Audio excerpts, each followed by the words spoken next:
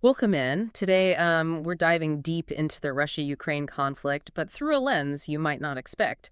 You've sent us some articles that really challenge, I have to say, the typical Western narratives, and I'm ready for a new perspective. It's refreshing, isn't it?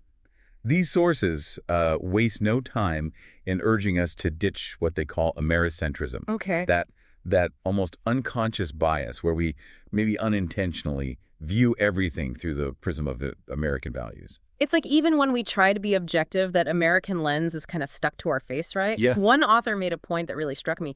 Even when people are disillusioned by America, they haven't found another model to replace it. right. So anything that doesn't fit the American ideal gets painted as the enemy, Yeah. often labeled with a very loaded term. Right. It's easy, maybe too easy, to slap the fascism label on anything we disagree with. Hmm. And that oversimplification actually makes it harder to understand what's really going on.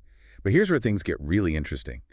To truly grasp this conflict, we need to dig into the history between Ukraine and Russia. Give me that deep dive. What should we know about their shared past? We're talking about centuries of interwoven culture, religion, and even economics, especially after the Soviet Union dissolved. Okay. That's a key detail because one article argues that the 2014 Euromaidan protests, which many in the West saw as a fight for democracy, were rooted in a complex economic predicament. Okay, so it wasn't just about ideals. What was the economic reality at that time? Imagine being Viktor Yanukovych, the Ukrainian president back then. Talk about a rock and a hard place. Moving toward the EU, which is what those protesters wanted, would have been an economic earthquake for Ukraine because of its existing ties with Russia. So this leader was caught between a closer relationship with the EU and the economic fallout that would come with it. No easy choices there. Exactly. The article really highlighted how a decision framed as purely political, aligning with the EU, had major economic consequences, especially for eastern Ukraine, which had closer ties to Russia. And that's where things get even more tangled, because this is where a term pops up. The Orthodox Church of Ukraine, or OCU. What exactly is the OCU, and why is it significant in this context? That's a great question. The OCU is essentially a separate branch of Orthodox Christianity established in Ukraine. It declared its independence from the Russian Orthodox Church, a move that was seen by many as politically motivated and further fueled tensions with Russia. The article suggests that the subsequent Ukrainian government, the one that came to power after those protests, alienated Russian-speaking Ukrainians in the east, folks in the Donbass region, and Crimea. Okay, so we have this historical context of intertwined economies and cultures, and then a political decision that leads to economic fallout, particularly impacting the Russian-speaking Ukrainians in the East. Is that about it so far? Pretty much. Now imagine you're a Russian speaker living in eastern Ukraine. Suddenly there's pressure against your language, your culture. Your connection to Russia is being challenged. It's no surprise that regions like Crimea, Luhansk, and Donetsk were ready to break away. So that's where the annexation of Crimea and the war in Donbass come in. You got it. The annexation, which many Crimeans actually welcomed, was, according to the articles, a way for Russia to protect its interests. Yeah. Now, there's a piece of this puzzle that often gets overlooked: the Minsk II agreement. This agreement was supposed to be a roadmap to peace, but the articles argue that Ukraine, with support from the West, never fully honored their end of the deal.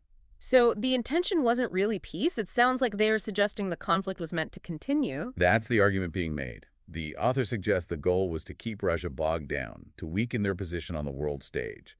And to fully understand that perspective, we need to zoom out and consider NATO's role in all of this. Because this whole thing isn't just about Ukraine and Russia, is it? There are much bigger geopolitical forces at play. Exactly. The articles we're examining argue that NATO's expansion eastward, despite verbal promises made to Russia, was a huge factor. Imagine it from their perspective.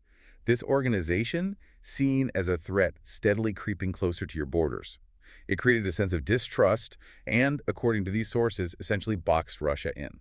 So if NATO's involvement was a catalyst, what about the U.S. specifically? Where do they fit into this puzzle? One of the articles actually draws a parallel between America's stance on Taiwan and its actions regarding Ukraine, and it's pretty thought-provoking. Okay, I'm intrigued. Tell me more about this comparison.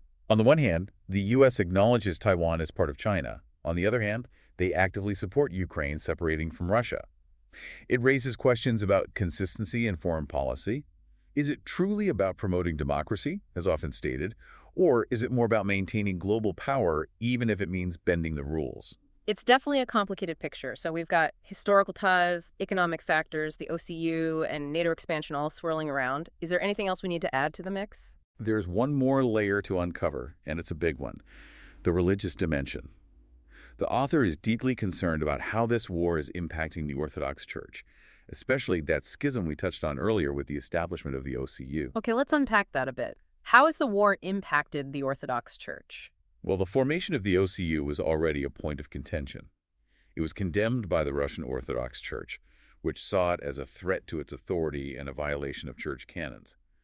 The articles argue that the war has deepened this divide within Orthodoxy, with some churches even refusing to commune with the Russian Orthodox Church. On top of that, there are accusations of surgeonism being leveled against the Russian Orthodox Church. Surgeonism. I have to admit, I'm not familiar with that term. Could you elaborate on that a bit? You bet. Essentially, surgeonism refers to a controversial approach within the Russian Orthodox Church of being overly accommodating to state authority. It stems from the actions of Metropolitan Sergius in the 1920s, who, under pressure from the Soviet government, advocated for loyalty to the Soviet regime. So, critics are accusing the Russian Orthodox Church of being too cozy with Putin. Exactly. They argue that the Church's support for the war is a sign that it's more concerned with political expediency than with upholding religious principles. They view it as a betrayal of the Church's moral authority. It's a complex issue, especially with historical parallels being drawn. The author sees echoes of the Church's struggles under Soviet rule in its current relationship with the Russian government. But here's where it gets even more multi-layered. We have Pope Francis entering the picture. He consecrated both Russia and Ukraine to the Immaculate Heart of Mary. And this is significant because The author connects this directly to the Fatima apparitions, which some Catholics believe foretold events of the 20th century, including the rise and fall of communism. It's a complex theological discussion, but the author suggests this act could have significant implications for the Orthodox world. Okay, so we have this war with these deep historical and religious roots playing out, and then the Pope wades into the middle of it, invoking prophecies, and it's all adding to this sense of almost apocalyptic significance. And amidst all of this, we have Putin, a man who has been demonized in Western media. Yet the author seems to find something different, something almost admirable in him. They even wrestle with this idea that if truth is objective, how can they support one side in this conflict, where both sides seem to be operating outside of that objective truth? It's a question I think a lot of people are grappling with, especially as we're bombarded with information and often misinformation from every direction. So what does the author say about Putin? Why this surprising take? They actually call him a moderate conservative, which seems almost laughable given how he's portrayed in the West. But it gets to the heart of the author's argument that we need to move beyond these simplistic labels and truly understand Russia's history and motivations. They argue that slapping the communist label on Russia is just a way to avoid engaging with the complexities of their political system and Putin's own ideology. So not a communist, but a moderate conservative. It's not a term I hear very often. What does the author mean by that, and how does it relate to his actions in Ukraine? It's a good point. Moderate conservative does feel almost like an oxymoron these days. But in this context, the author is highlighting what they see as key differences between Putin's worldview and the dominant ideology in the West. They describe Putin as someone trying to uphold traditional values while acknowledging Russia's multifaceted, multicultural identity. And this is where they see that clash of ideologies, the West, with its brand of progressivism versus what they interpret as Russia's attempt to hold on to a more traditional path. A clash of ideologies playing out on a global scale, with the future of Ukraine hanging in the balance. It sounds almost Shakespearean in its scope. But if we bring it back down to a human level, how does the author square supporting Russia's actions with the suffering of the Ukrainian people? That's where things get really nuanced. The author freely admits to having no personal stake in this war, and even mentions potentially losing access to things like video games developed in Ukraine, which are now likely delayed or canceled. It's obviously a small, almost insignificant point compared to the human cost of this conflict. But it highlights how these geopolitical events can have ripple effects on everyday life. And it sounds like they're grappling with that moral gray area. Supporting one side doesn't mean ignoring the suffering on the other. Exactly. And they emphasize that ultimately the real victims in this are the Ukrainian people who, they argue, have been misled by the West and used as pawns in a much larger game. It's a sobering thought. It definitely makes you think about who benefits from these conflicts and who ultimately pays the price. But before we lose ourselves completely in the moral quagmire, There's this other intriguing concept the author brings up, Czechism. I have to be honest, I had never heard this term before. What is Czechism? Oh, Czechism. It's fascinating, if a little unnerving. Imagine a modern-day Illuminati, but instead of robes and candles, it's all former KGB pulling the strings from the shadows. It's the theory that Russia is essentially controlled by a deep state with its roots in those Soviet security services, the Cheka, the NKVD, and now the FSB. So the shadowy cabal of ex-KGB calling all the shots sounds like something out of a spy thriller. But the author doesn't buy it completely, right? Not entirely. They don't dismiss it outright, but present a more nuanced perspective. They argue that after the Soviet Union collapsed, the KGB, much like the Roman Empire after Constantine converted to Christianity, stepped in to fill a power vacuum. It wasn't necessarily about ideology, but about maintaining stability, preventing the whole system from imploding. So not ideologically driven puppet masters, but more like crisis managers, people Right. who knew how to keep the lights on when everything else was falling apart? That's a great way to put it. And they even point to the complicated relationship between the Russian Orthodox Church and the KGB during the Soviet era, as evidence of this pragmatic alliance survival often requires strange bedfellows. Okay, that makes sense. But how do they explain away the number of former KGB agents in Putin's inner circle, including Putin himself? They'd address that head on. Their point is that attributing everything to this hidden Chekist agenda ignores the complexities of Russia's political landscape and Putin's own beliefs. They argue that Putin is a sincerely religious man, a Christian, whose faith deeply influences his actions. So not just a former KGB agent, but a Christian first and foremost. What evidence do they offer for this? They point to things like the restoration of churches and monasteries that were destroyed or fell into disrepair during the Soviet era. They argue that in a country where religious observance isn't as widespread as it once was, Putin's open embrace of his faith is a powerful symbol. They see it as an attempt to rebuild the sense of spirituality and tradition that was eroded during decades of Soviet rule. Interesting. It seems like they're painting a picture of a leader who's trying to balance these traditional values with the realities of running a massive, diverse country in the 21st century. Absolutely. They acknowledge the inherent tension there.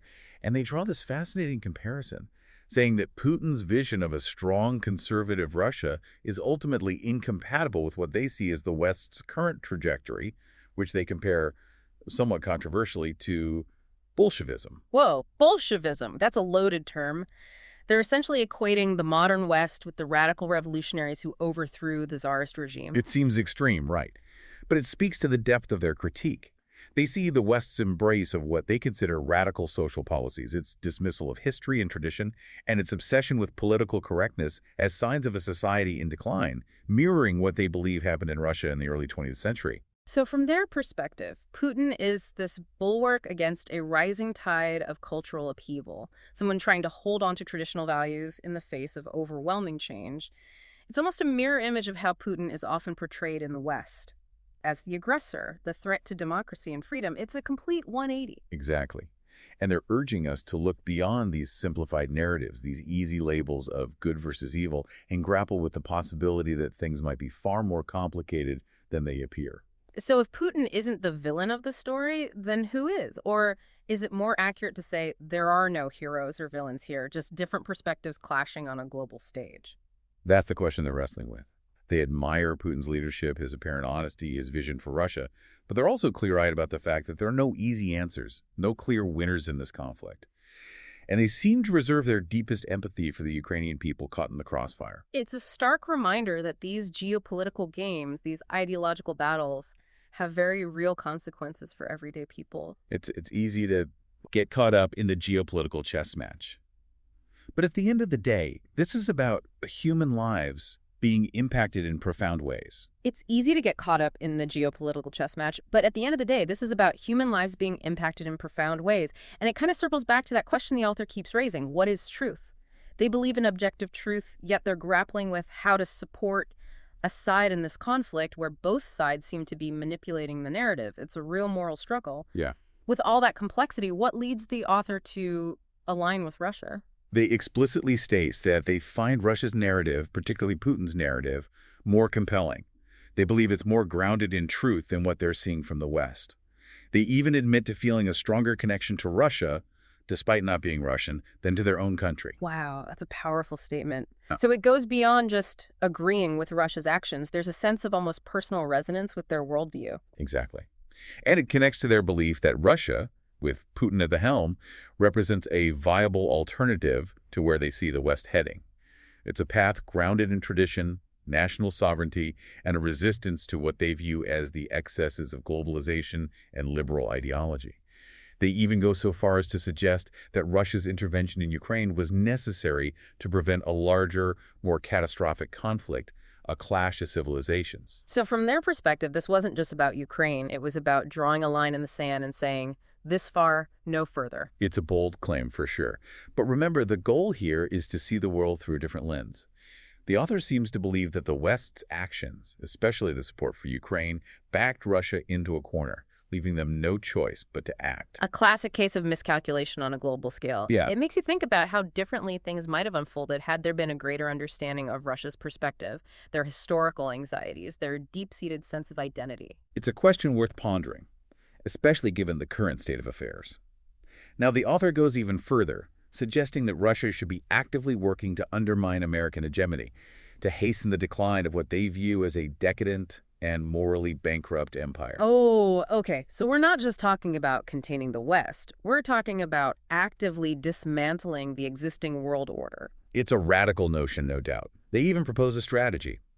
Russia should instigate a conflict between the U.S. and drug cartels in South America. Okay. It sounds like something out of a Tom Clancy novel, but their logic is that this would force the U.S. to shift its focus and resources away from Europe and back to its own backyard. A classic case of fight fire with fire, or in this case, fight empire with cartel. Precisely. Whether you agree with that approach or not, it highlights how the author views this conflict as part of a much larger struggle, a battle not just for territory or resources, but for the soul of the world. And they're very clear about where they stand in that battle. They support Russia, they admire Putin, and they genuinely believe that Russia represents a better path forward for humanity. Wow. It's a perspective you rarely hear, at least in Western media. It's been an intense deep dive for sure. From history and religion to international intrigue, we've covered a lot of ground. It's been quite the journey.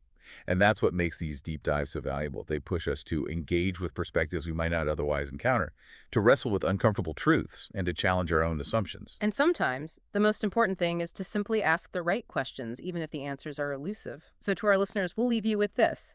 If you found yourself in a position of power, staring down this conflict, where would your allegiance lie? What vision of the future would you fight for? It's a question worth pondering, and we thank you for joining us on this thought-provoking exploration.